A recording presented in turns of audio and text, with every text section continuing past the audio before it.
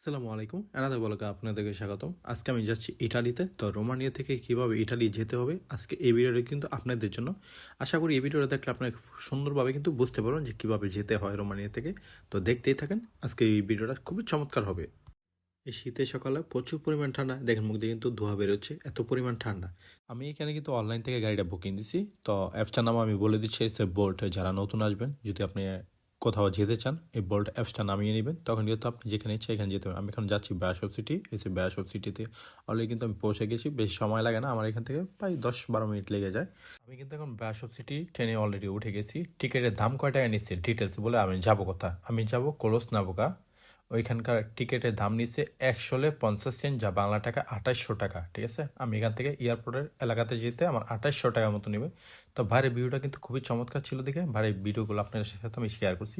রোমানে কিন্তু মোটামুটি খারাপ না, দেখতে খুবই সুন্দর। ব্যাসব সিটি থেকে কলস্তানপুর আসতে আমার 8 ঘন্টার মতো লাগছে, ট্রেনে জার্নি করলাম 8 ঘন্টা। দেখতে খুবই সুন্দর চমৎকার একটা এলাকা, আমার খুবই ভালো লাগছে। এখানে কিন্তু আমি বোল্ট অ্যাপসটা ইউজ করছি। এখান থেকে আমি আমার বিয়ের বাসে যাব। তো গাড়িটা খুবই চমৎকার ছিল, আমার খুব ভালো লাগছে। তো আমি ভাবলাম একটু গাড়িটা আপনাদের কাছে শেয়ার করি কেমন। খুবই আর বাড়ির ভিউটা কিন্তু খুবই চমৎকার, হালকা হালকা বৃষ্টি। এই বৃষ্টির মধ্যে কিন্তু খুবই ভালো লাগে। ফাইনালি চলে যাচ্ছি ইটালিতে। তো এখানে আমার কিছু ভাই বোনেরা আছে, তাদের সাথে শেষ দেখা। এই যে আমার বিআই, এটাও বিআই। তো আমরা আছি এখন তাদের বাসা থেকে বেরোলাম। কুলুস নাকপুকা এই এলাকার নাম। এই এয়ারপোর্টে যাচ্ছি। এই যে সাথে একটা বিয়ে আছে, উনি মানে ক্যামেরাতে আসতে একটু লজ্জা পায়। তো দোয়া টোয়া করবেন, নতুন জীবনে পা বাড়াচ্ছি। আমরা কিন্তু এখন এয়ারপোর্টের উদ্দেশ্যে বেরোলাম।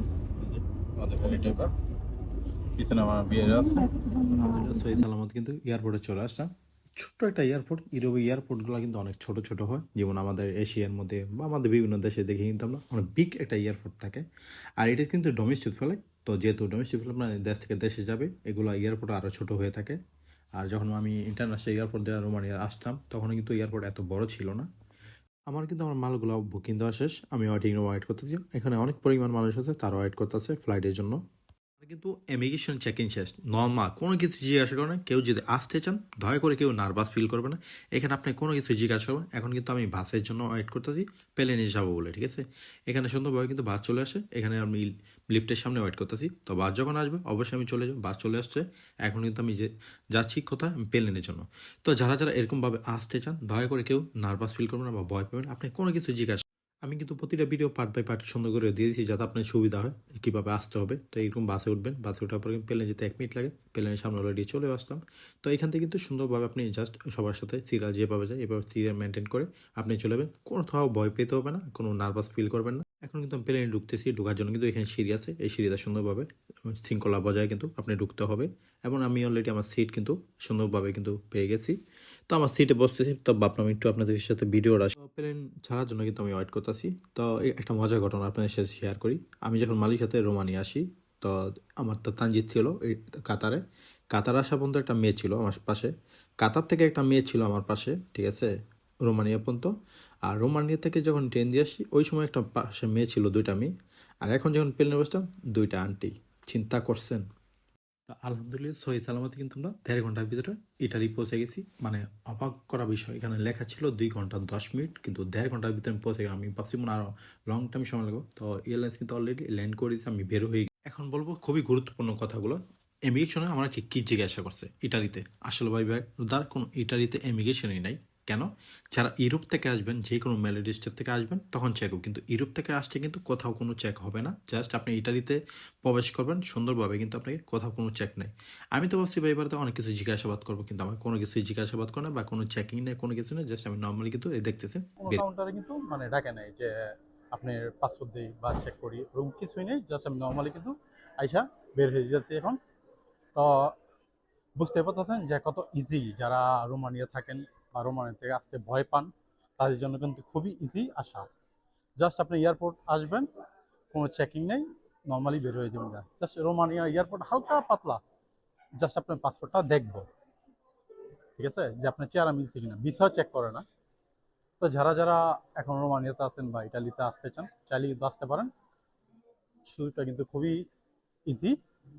আর পুরো ব্লগটা কিন্তু আমি, যারা যারা এখন আমার ভিডিও দেখেন বা দেখেন নাই, সবাইকে একটাই কথা, চ্যানেলটা সাবস্ক্রাইব করে দিবেন।